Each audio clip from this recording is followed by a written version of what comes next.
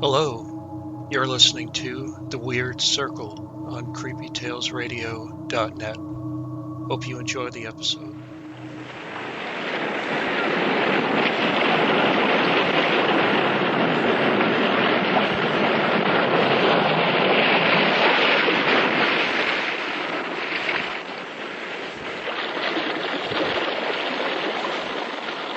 The Weird Circle. In this cave by the restless sea, we are met to call from out of the past stories, strange and weird. Bellkeeper, toll the bell, so that all may know we are gathered again in the Weird Circle.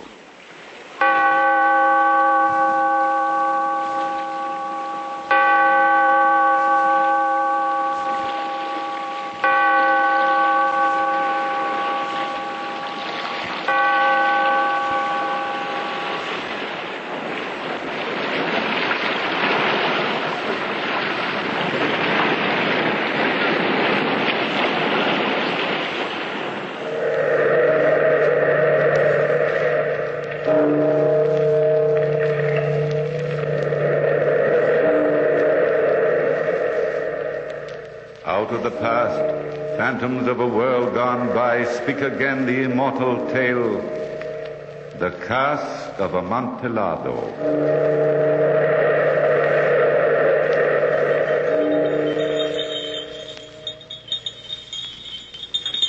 Bells. Jester's bells. For 40 years I've lived with the sound of those bells. Fool's bells. Jester's bells. They call me rich old Angelo Montresor, envy me my palazzo and my well-stocked wine cellars, my vast estates and honored reputation. Little do they know that all I possess is dust and ashes, for I am a man who longs for death. But years ago, in this same lovely Italian town, I was the young Angelo, filled with dreams of the future, happy in the company of my good friend, Fortunato. We were walking together one spring evening in the Piazza Santa Anna. Come, Angelo. Here's the cafe. They say Beppo keeps rare old wines. I should like to sample some. I know you fancy yourself a great connoisseur of vintages, Fortunato mio, but I shall not join you now, for I am meeting Lucia. You and your Lucia. Let's have a glass or two. Keep her waiting. That's good for any girl. Lucia isn't any girl. She's the bright star of my life. I love her very dearly. Love? You may love her, but what makes you think you can win her? What have you to offer as a son-in-law? Likely face and figure, granted. But wealth? I'm my uncle's heir. All you Montresors are long-lived. Have you business sense, brains, ambition? My ambition is to have Lucia for my wife, a small casa. Yes, and many sniveling bambinos. Yes. No, my dear simpleton, you haven't a chance with her father. Now, suppose it were me. Lucia is beautiful, yes. I might even wish to marry her myself.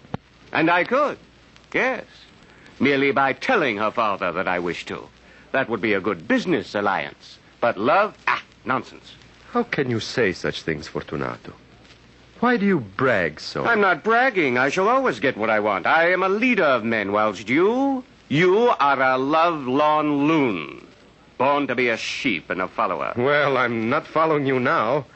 Go, sample your fine wine and talk of the great things you will do. I have something much more important to do. Angelo!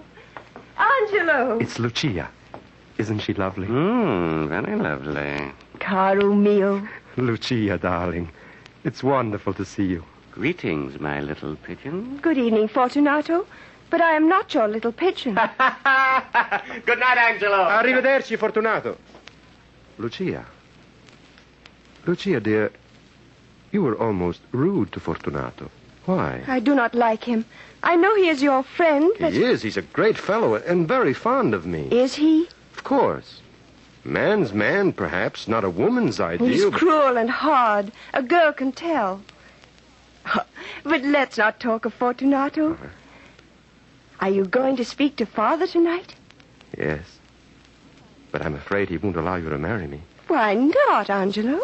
I have no wealth, no business sense. Darling, do not belittle yourself so. You are all the world to me. Lucia, is this miracle true? You do really love me? With all my heart. Now and forever. Be brave, Angelo. Speak to my father. He will not deny me happiness. To my great joy, her father gave us his blessing. Lucia was to be my own dear wife. I was walking on air, humbly, deeply grateful. Just before our wedding was to take place, all our friends were invited to Lucia's home to celebrate. It was a happy evening of song, wine, and congratulations. Fortunato most of all seemed elated at my good fortune, and he and I were the last to take our leave. We walked along through the dark, empty streets, talking of the party and plans for my coming wedding. We reached his door. See here, boy, I do not like your going home alone. Huh? It's the blackest kind of night. I think I should go along with you. You mean you walk me to my door and then I escort you to yours and so back and forth till dawn, huh? But these streets are not safe so late at night. Oh, nonsense. I have my lantern. Well, don't say I didn't warn you. No, I'm not afraid. Buonanotte, my friend. Till tomorrow, Angelo.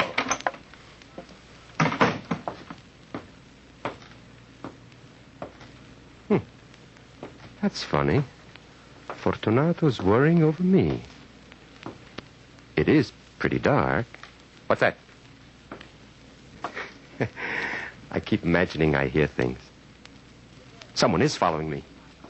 Who's there? That's him. Grab him. What do you want? Oh, you fool, Rufio. Don't let this lantern shine in your face like that. Smash it. Help! Help! I've got his hands. Get that sack over his head. Keep him quiet, Rufio. But don't kill him. They don't pay for corpses. Just a gentle tap. As limp as a rag in my arms. Now, take his feet and hurry. I regained my senses and awoke to a misery of mental and physical anguish. I had no way of knowing where I was. The hot sun was beating down as I lay with other human wretches in the scuppers of a filthy ship. Running through my aching head was the name Rufio, and the picture of that scarred, cruel face glaring in the last glow of my lantern. I had been sold into slavery. I, Angelo Montresor, lashed and beaten on endless marches over burning sands, and on into the barren mountains, where in our misery and pain we were put to hard labor in the stone quarries. I'll not forget those endless years. The ache in my heart for my beloved Lucia, my longing for my native land, and above all, the haunting hate I bore for the man Rufio. I swore I'd find him, if not on this earth, then in an even worse hell than the one to which he had condemned me. And then one day, a miracle happened.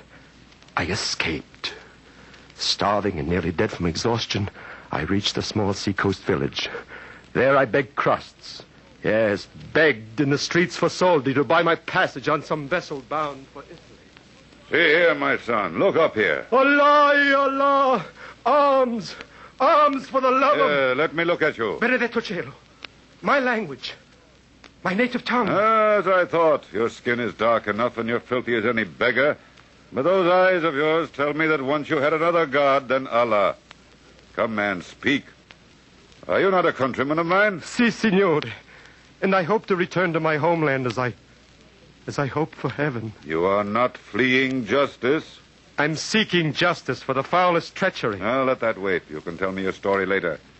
My ship is about to weigh anchor, and if you'd like to come along... Like to? May the saints bless you. But I have no money to pay you with. Well, don't let that worry you. After a bit of food and rest, I'll let you work your passage home. As a free man, I sailed for home, stepped ashore on the soil of my beloved country, and walked eagerly into the town where I was born. I longed to seek out Lucia, but I was ashamed of the sailor's clothes I wore, so I hurried to my old friend Fortunato's to borrow something suitable. Is Signor Fortunato at home? No, sir. Only the Signora is in. His wife? Si, Signor. Good old Fortunato married? Why, this is wonderful news. My compliments to your mistress, and say that a very old friend of her husband begs an interview. Madame is not well. Oh. But I shall ask if she will see you. Come in, Signora. Thank you. I shall wait here. Signora. I heard every word, Anna. Leave us. Quickly. Angelo. Angelo. Lucia! Angelo, my love. Oh, is it really you? Let me touch you. Let me look at your dear face. Oh, my Lucia. Oh. How I've longed to hold you close in my arms. But now you and Fortunato... Yes, Angelo. It was my father's wish that I marry Fortunato. When they told me that you were dead, I died too. I became a thing with no heart, without any will. Oh, Lucia. Fortunato was your friend. I thought it would bring you nearer because we could talk of you. But he's never allowed me to mention your name. Oh, Angelo, he is so cruel. Fortunato? Cruel to you? Oh, my darling. What shall we do? I love you so. And I have loved only you. And always shall. But, Angelo, there's something I must beg of you. Implore you to do. Lucia, beloved, what is it? When Fortunato comes, if he seems rude to me, say nothing. Do nothing. It would only make him more cruel. Oh, there he is. He must not know that I have told you. Act, Angelo. Act for my sake. We must seem carefree and gay. Carefree and gay. Fortunato, come in here. A miracle has happened. Why, hurry, see. Here is a long-lost friend. What are you babbling about? Who is this? Dio Possenti, Angelo. But you were killed. No, old friend, not killed. Oh, well, heaven be praised. We've mourned you all these years. What happened? Where have you been? Well, that night I left you at your house, I was followed and set upon by two ruffians. Santa Maria. And to think I let you go home alone. Oh, I blame myself. Have you any suspicion as to... Suspicion? Yes. Absolutely none. Through all the years of torture, I try to think, who did this to me? What hidden enemy? Or perhaps, Angelo, a false friend. Be still, Lucia. This is man's talk. You will serve us best by getting a bottle of my favorite Lacrima Christi from the cellars. This should be a celebration. See, Fortunato, though I do not know one bottle from another. She has a fear my wine cellars, hates to go down there. Ah, what an escape you had, Angelo. From matrimony, I mean. Were you surprised to learn I had wed your Lucia? Why, I thought you scoffed at love. So I do. Marriage of convenience, uniting of two fortunes. Lucia's a very lucky woman. I'm a rich man. Yeah, yes. Lucia is very lucky. Here she comes. We'll see if we're lucky. Well, sweet pigeon, what have you brought us to drink? Ah, sapristi, I thought so. You've as much knowledge of wine as a donkey. Vino Rosso. Fortunato!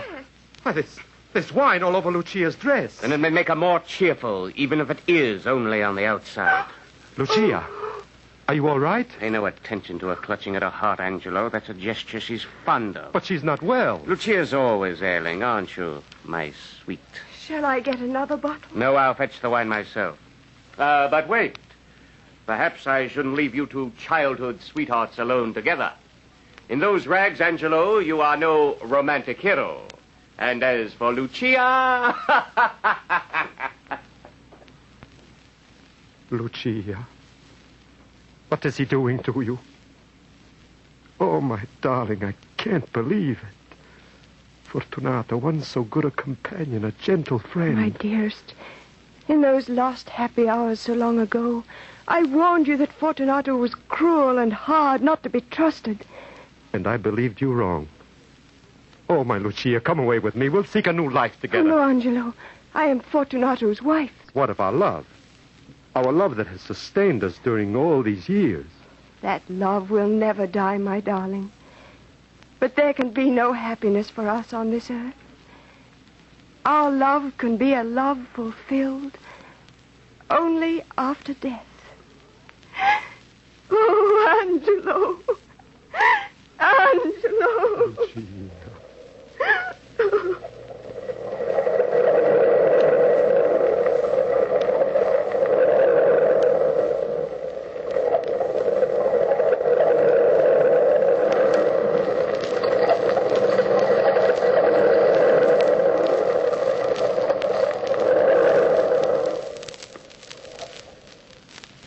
I hardly know how I left Fortunato's house that day, nor remember how I took up my lonely life. My uncle had died, and I was now the owner of the Montresor fortunes. Months passed. Fortunato and I met, of course. I was unable to understand his treatment of Lucia, but I didn't blame him for my tragedy. He had thought me dead. Seeking forgetfulness, I often wandered to the waterfront. The wretched hovels were usually silent and dark. But one night I saw a glimmer of light and heard angry voices. I was about to pass by when I heard a familiar voice. I paid you to kill him, Rufio, you dog, and in order to gain more money, you sold him into slavery. How dare you? Signor Fortunato, that meant death, a slow death. Well, he didn't die. Angelo Montresor is home and alive, and you must do your work again. Oh? Oh, so you have come to pay me more gold for a second killing? Yes. Signor Fortunato, I hate shedding blood, but I do love money. You are a rich man. Surely you don't wish Montresor to learn of your friendly efforts? Blackmail, eh? Persuasion. For my silence, 1,000 lire. 1,000 deaths! Take that! For your silence. I couldn't move or cry out. I hardly breathed. I saw my old friend Fortunato sling from that wretched hovel, a liar, a murderer, a Judas. I had to think. I would have vengeance, that was certain. But I must run no risk of being found out. Above all, Lucia must not be involved. She must not learn of her husband's treachery. I began to lay my plans, but vowed that neither by word or deed would I cause Fortunato to doubt my goodwill. This resolve was soon put to the test. It was carnival time. I came to face with Fortunato. The man wore motley, and on his head a pointed jester's cap with bells. Gaily costumed girls followed him. La saluto, Angelo. Well met. My dear Fortunato, how remarkably well you look. Don't I? A connoisseur of beauty as well as of wine. But come along, let's have a bottle right now. I'd love to, but I'm not in costume. Well, get yourself one. This is carnival. Meet me at the cafe. We'll make a night of it. Perhaps I will. All right, see you later. Then I'll wait for you. Don't fail me. Signor Angelo, I thought I'd never find you in this crowd. Anna, what brings you? Madonna Lucia is dying. No. Oh, no. Father Luigi is with her. Hurry, Signor. She is calling for you. You have come in time, my son. She has not long to live. Where is she, Father? In here, my son. She awaits you. Dia Ciro, dia Ciro. Angelo, beloved, you have come. My own dearest love. Yes, your own. Forever. I've always belonged to you. Never to Fortunato. Oh, beware of him, Angelo mio. He taunted me cruelly today. Boasted that it was he who had paid to have you murdered. I know, Lucia mia. Don't try to talk. I know it all. Just lie here in my arms and remember our great love. There. But Angelo, I beg you, do nothing against Fortunato. It would only bring harm to you. Beloved, nothing matters but you. Angelo, kiss me. Our last. Addio. My love. Lucia. Lucia. Addio.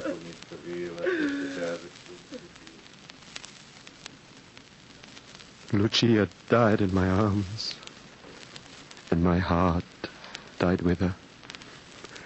But my mind was keen. At last I was determined that the plan I had made would be carried out. Now, tonight, the carnival was at the height of its madness, and I knew where to find Fortunato. Providing myself with a mask and domino to avoid recognition, I pushed my way through the revelers. Fortunato! Fortunato! Who called? It is I, Angelo. I didn't know you in that gay disguise. What's the secret? Where can I find Lucchese? Lucchese, why? Well, some time ago I ordered a cask of Amontillado. Ah, that nectar of the gods. And when I got home just now, I found it had been delivered. You jest in the middle of the carnival? Yes, and I was silly enough to pay the full Amontillado price. I was afraid of losing a bargain. Lucchese cannot tell Amontillado from Chianti. I am the man to tell you whether you've a bargain or not. Where is this precious cask? In the dungeons of my house, my secret cellar. To the secret cellars, then. Lead on. You're making me thirsty. Oh, no, my friend, no. I can't impose on you. Now, Lucchese... Nonsense, come. No, Fortunato, be sensible. You have a severe cold, and remember, my vaults are damned. My cold? Amontillado. That will cure my cough. Let me judge it for you. Come. Taking 2 torches from the wall, I gave one to Fortunato and bowed him through suites of rooms to the archway leading to the vaults.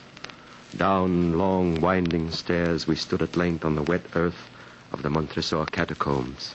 Fortunato's step was a bit unsteady, for he had tasted much wine, and his bells jingled as he walked. The cask. Oh, much further on, beyond these newer coffins. Oh, it's cold here. We'd best go back. Your health is precious, and you are a man of importance. I cannot be responsible for your illness. Enough. I shall not die of a cough. True. I do not mean that you should. But stop a moment. Here in these bins is wine. A drink of this Chateau Lafitte will drive out the damp. Here you are. Break off the neck and warm yourself. Perbacco. A cheerful spot for a drink with all these coffins and bones, eh? I drink to the buried that repose around us. And I drink with you to your long life. These vaults of yours are enormous. Yes. We're below the riverbed now. Beyond these casks and coffins are the inmost recesses of the catacomb. I can wait no longer. Where is this Amontillado? In there. Through that grill door, an iron door? Looks like a dungeon. So it is. It's the dungeon where the old Montresors kept their precious captives, and where now I keep my most precious vintages. I can hardly see my torch burn so dimly. Oh, that's just because the air is foul in here. But look, there's the great cask. I'll hold your torch. There. Here's a flagon. Go in and sample it to your heart's content. At last, the Amontillado. I have not tasted it in years.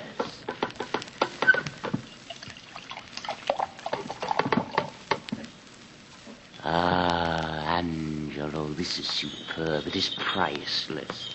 But bring the torches. Where are you? Here. Outside the door. Angelo, what are you doing? A very good joke indeed. An excellent jest. We'll have a good laugh about it back at the cafe. Now, let me out. It's damp in here. It's very damp. Feel the niter on the walls. Open that door. I wish to return to the carnival. The carnival is ended for you. Besides, you promised to give me your opinion of my Amontillado. Just the one. Let me out of here. The door is solid iron. You'll only hurt your hand. Angelo, open this door. I say open it this moment. And I say no. This is my moment. My time of revenge. Revenge? For the love of heaven, Montresor, don't leave me here. Mercy. Had you mercy when you stabbed Rufio? Montresor, the damp, the dark, have pity. Had you pity when you paid to have me murdered? Angelo, save me. Don't leave me here. Pity for Lucia's sake. Silence! Don't mention her sainted name. But I'll die like Yes, Fortunato, you'll die. And none but the rats will ever find you here. I leave you with the bones of my ancestors. Angelo! Come back! Don't leave me! Angelo!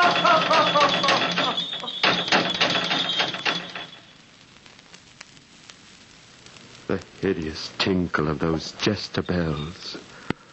40 years I've lived with the sound of those bells. Fool's bells. Jester's bells.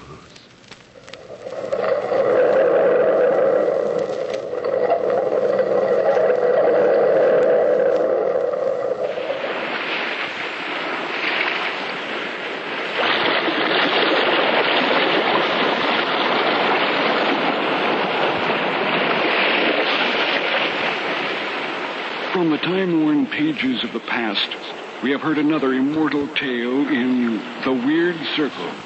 Bellkeeper, toll the bell.